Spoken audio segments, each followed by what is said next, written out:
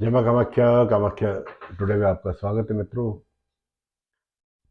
जब भी किसी की कुंडली में सूर्य और चंद्रमा कुंडली के किसी भी भाव में एक साथ हो तो वहां पर अमावस्या दोष बन जाता है। और इस दोष में सर्वाधिक अशुभ दोषों में से यह एक दोष माना जाता है, क्योंकि अमावस्या को चंद्रमा दिखाई नहीं देता, मतलब अंधकार चंद्रमा के प्रभाव क्षीण हो जाता है। क्योंकि चंद्रमा को ज्योतिष में कुंडली का प्राण माना गया है, और चंद्रमा ही अंधकारमय हो जाए तो आप समझ सकते हैं कि इंसान के मन की स्थिति क्या होगी। और कहा यह भी गया है कि चंद्रमा मनसो जात, सूर्य आग है, चंद्रमा पानी है, दोनों के तत्व अलग है। और मानव शरीर में अधिकतर जल ही तो होता है।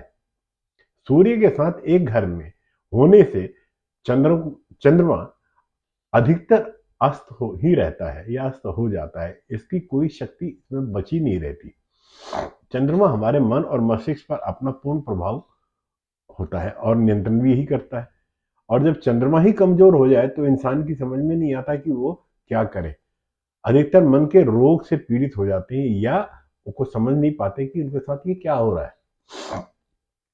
इंसान के शरीर और मस्तिष्क में या तो जल तत्व बढ़ जाता है या बहुत ही कम हो जाता है, और दोनों ही स्थितियां बेहद गंभीर और खराब होती है। मन अधिकतर भटकता ही रहता है, दिमाग में अच्छे विचार कम, बुरे विचार ज्यादा आने लगते हैं।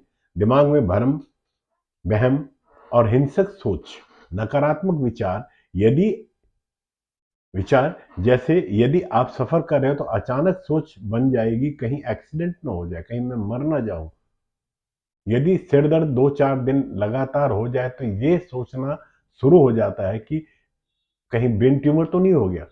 चेस्ट में थोड़ा सा गैस या अन्य कारण से दर्द हो तो कहीं ये सोचना शुरू कर दे कि अटैक तो नहीं आ रहा है, आदि ऐसे बुरे विचार। इन विचारों में मनुष्य इतना उलझ जाता है कि इससे निकलना इसके लिए मुश्किल हो जाता है। और ऐसे नकारात्मक विचार चंद्रमा के दूषित होने से आते हैं। बहुत से लोग बीमार नहीं होते, लेकिन खुद के विचार उन्हें बीमार कर देते हैं।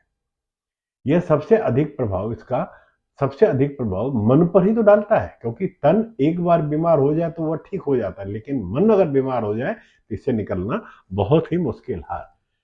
क्योंकि मन के जीते जीत और मन के हारे हार होती है। इस दोष में माता पिता की आर्थिक स्थिति अधिकतर खराब ही रहती है। जातक का भी जीवन भर आर्थिक तंगी से जातक जूझता रहता है, या यूं कहे कि एक तरह से वो दरिद्र हो जाता है। मान सम्मान गिर जाता है। मन अधिकतर उदासीन और बिना बात के परेशान रहता है। आत्मविश्वास की अधिकतर कमी हो जाया करती है, और ऐसा जातक आलसी और वहमी हो जाता है। मित्रों, योग्य ज्योतिष से आप अपने ऐसे जातकों से मेरा अनुरोध है कि वो अपनी कुंडली का विवेचन कराएं और इसके उपायों को करके अपने जीवन को बेहतर करें।